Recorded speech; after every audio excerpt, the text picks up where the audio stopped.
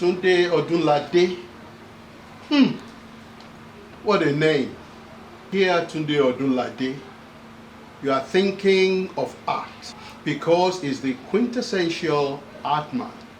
An artist of international repute, a batik artist, is rendered on different media, and his works stay majestically in several museums around the world, including the revered Smithsonian.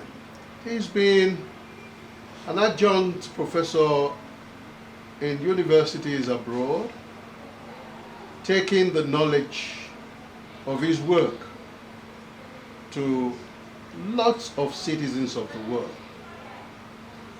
He's also an actor and a drummer and a singer. He's a performer. He is also an arts administrator, and above that, an arts patron.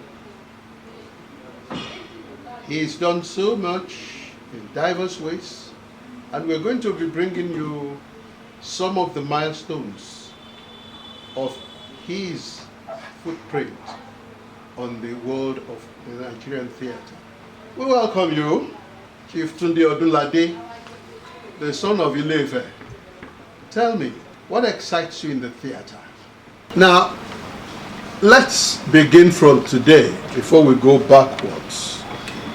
You started something in Ibadan that perhaps we had not seen since the days of the Mbari Club, the Mbari Mbayo, Yes.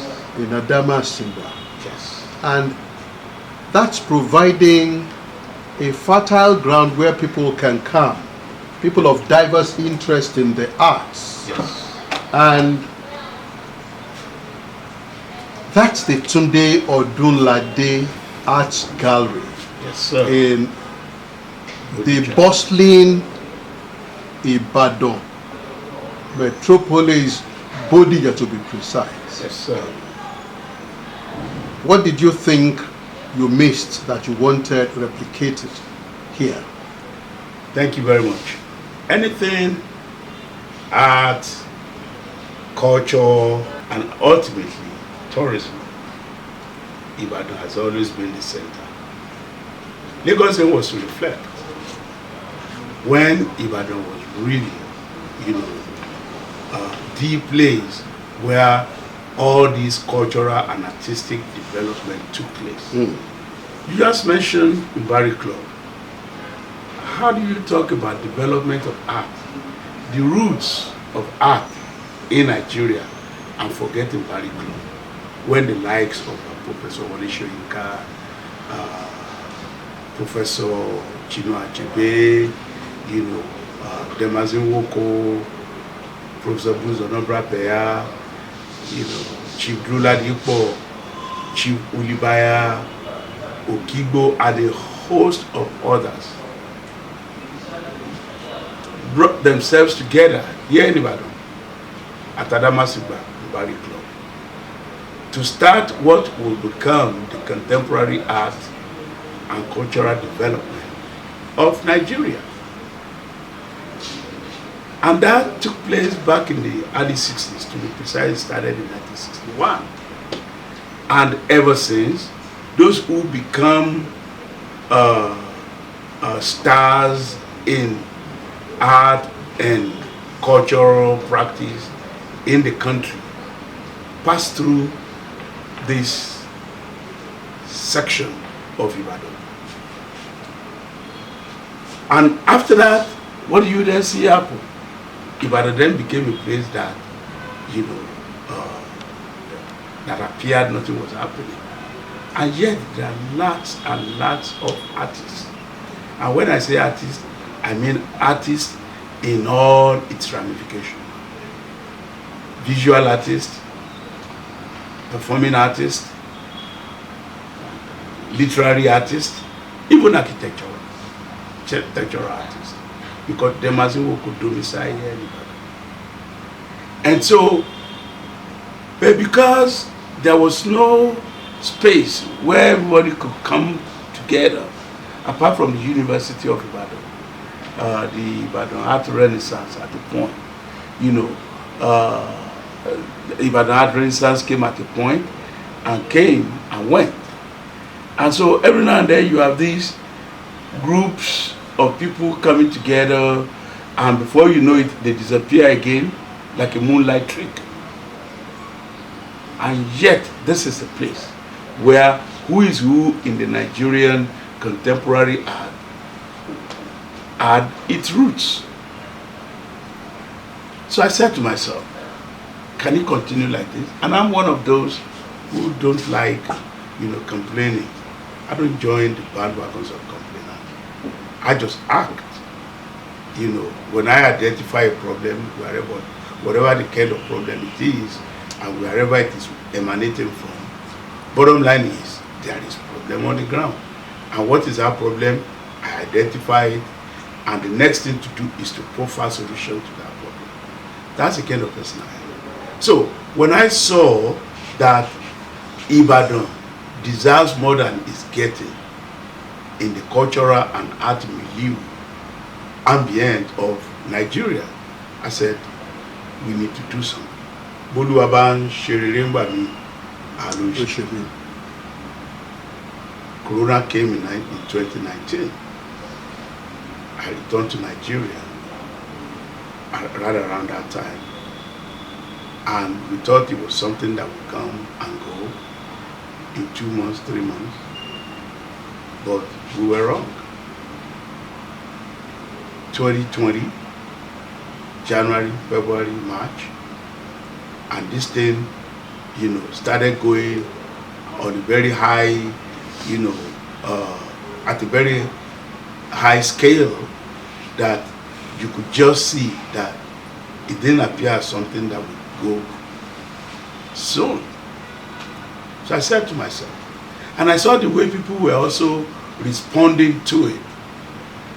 Would you say because of the propaganda of it?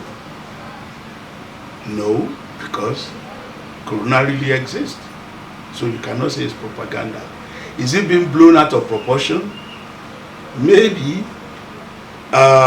Is it going to go soon? Doesn't appear to be so. So must we then remain in our cocoon? Of course, the answer to that is no. We can't remain in our cocoon. And I could see that the way, the direction COVID-19 was going, especially around the middle of 2020, you could see that it has gotten to everybody that people are not going out. And this is all over the world. It wasn't just Nigeria. If I had gone to the US then, most borders were closed. If I had gone to the US then, nothing was happening in the US. Everybody was minding his or her life, how to stay alive. Nobody was doing anything creatively, so to say. Nobody was doing anything other than minding how coronavirus will not sweep you off the ground. So I said to myself, okay, can we do something here in Ibadan? Yes, this is the right time to bring back the glory of Ibadan. As you already know, Ibadan has all the first virtually in Africa. First television, first stadium, first high-rise building, first teaching hospital, that every country in Africa had their representative right here to UCH. I said, Ibadan is ready again to earn its first. So let's do it again. So I decided to set up this gallery. And ever since this gallery has been set up, it was opened on the 10th of December, 2020. So you can see, it's something that took quite a long gestation period for it to actually come to life. So on the 10th of December, and you will remember, my brother Tunde, that you were the one who was in charge of activities that opened this gallery then, in 2020. So we opened the gallery, and amazingly, over 10,000 people have visited the gallery since then. And I said, again, Ibadan. So that reinforces your believe that you needed to act. Yes. Because the response has been worth every while. while. Tell me how you got into theater and became part of those who were drafted into Festac 77. Thank you. From when I was a little boy, I've always seen theater in me and me in theater. So much that when I was in, I think, Form 1 at the time, which was what we had then, now they have GSS 1 to SS 2. We had Form 1 through to Form 5 then. So when I was in Form 1, my first year in school, was such that all these traveling theaters, which Professor Adedeji described as Alanijo, they all came through to our school. And I meant, people like Aisho Pepe, Ogunde, Ogungwe, and a host of others like that. They all came through our schools and came through the town where my school was located. I went to Uribo Grammar School in Ogunde. There was this town hall that all this theater group came to. And I remember my class teacher one day holding my hand and taking me to the stage. I think it was when Aisho Pepe came to perform Yawala Lubosa or something like that, if I remember well. And took me to the stage and told Aisho Pepe that please allow this boy to play drum. There was these three congas set. So they put me on the congas and I started playing and everybody was like, wow. So I knew right away, right from the onset, that there is theater in me and I can see myself in theatrical performances, in the future. So that came and went. The experience is cool. And I happened to have been in the same school with a very, versatile dramatist who is of late now, Yomi Fawole. We were in the same room, as a matter of fact. So he and I were like, the Opomulero of dramatic society. Mainframe. In that school. The mainframe of dramatic society in that school. So all of that experience, and after that I went back to Ife to do my training as a visual artist, first and foremost with Mr. Yinka Adeyemi, which kind of placed everything on my lap in terms of studio practice. And after that I joined the University of Ife, now OAU, experimental school that was founded by Ulibaya and funded by Ford Foundation and several other foundations like that. So I did a... Ulibaya really had a lot of impact on the growth of art. His creative... Not just art, theater. Theater to be precise. He did a lot to he did. Push that. He did. And in fact, maybe we will still come back to that. The Mbari that metamorphosed into Mbari Nayo. Of course, it was part of the funding that Ulibaya was attracting that brought about the Mbari Club in Ibadan. And with Oladipo on its side, Oladipo took the name Mbari and ran with it, turned it into another Yoruba word. So we will go back to that. After my training at the workshop that the University of Ife organized then I came to Ibadan and joined the Adimolo Onibukuta group. And of course, Adimolo Onibukuta group was an associate of the Department of Theatre Arts, University of Ibadan. So I just, gravitate towards that. And here we are, my interest in music, my love for theater, became possible. And with that, I was able to... This was after secondary school? This was after secondary school.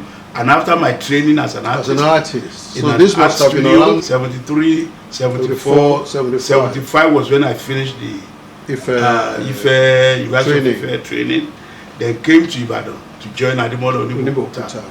That was 76 to be precise. The very day Muritala was killed. February 13, 1976. That was the very day I relocated to Ibadan and joined the Onibokuta group fully. I've been going back and forth, you know, but this was the day I decided Ibadan is a place to stay, to live. You are relocating? Relocate. So I was, then I became part of the story of Onibokuta group, which was then called Ademolo Onibokuta and the Gods University. And of course, Ademolo Onibokuta group was part of the story at the Department of Theatre Arts, School of Drama. So I was able to gravitate to that and took part in a lot of departmental productions, you know, helped a lot of... and you recollect any? Oh yes. I recollect taking part in Inyo. Dipo Shumoye, if I remember well. Right. Dipo Shumoye directed it, and I was in charge of music, you know, for that. Then John and his brother, which Kofi Akobi, you know, directed for his final project.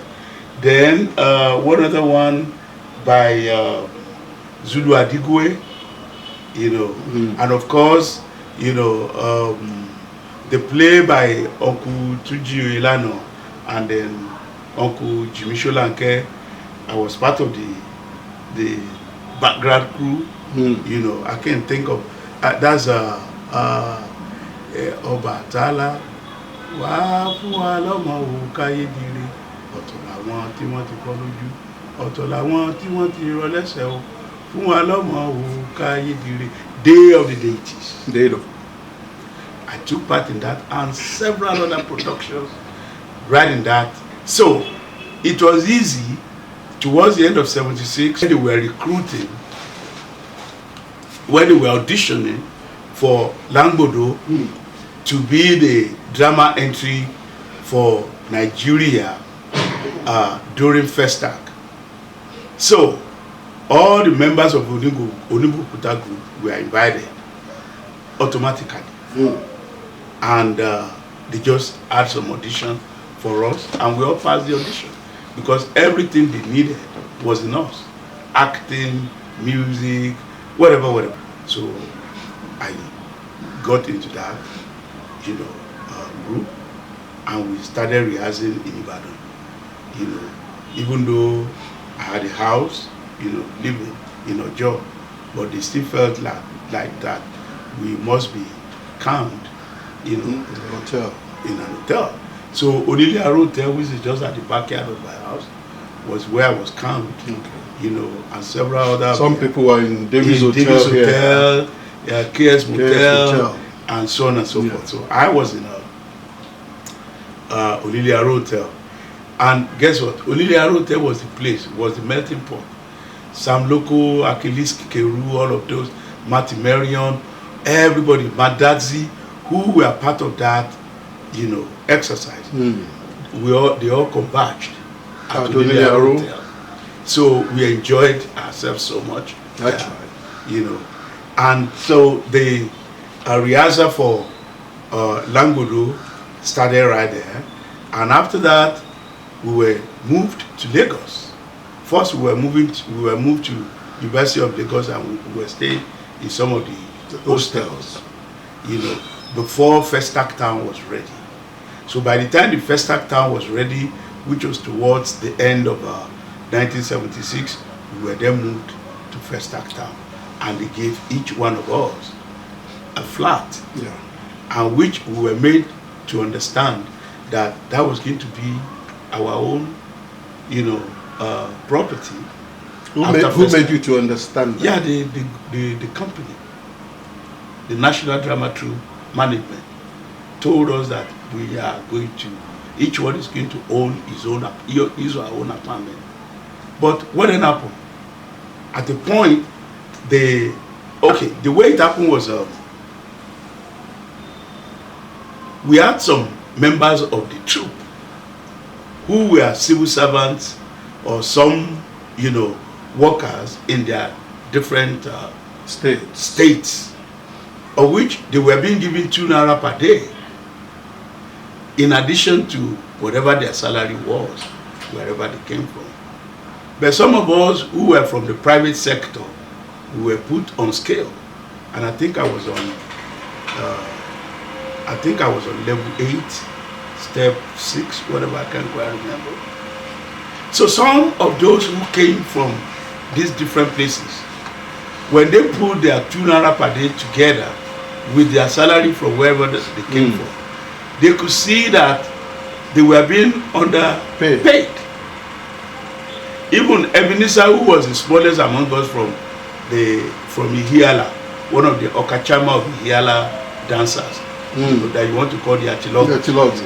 Ebenezer, I think, was on level 8. He must have been about 10, 11 years at the time. And my friend Tokumbo from Kwara State Art Council, put everything all together. He's still not handling the same amount as Ebenezer was handling. Because it was on level 6. Because of what level 6 where it was coming from. So this then became, problematic. And these people started making, noise. They started complaining that, look, no, you cannot. One PAMSEC from Edo State, I can't think of his name now. He was one kind of champion in that. And this started happening after Festac had ended.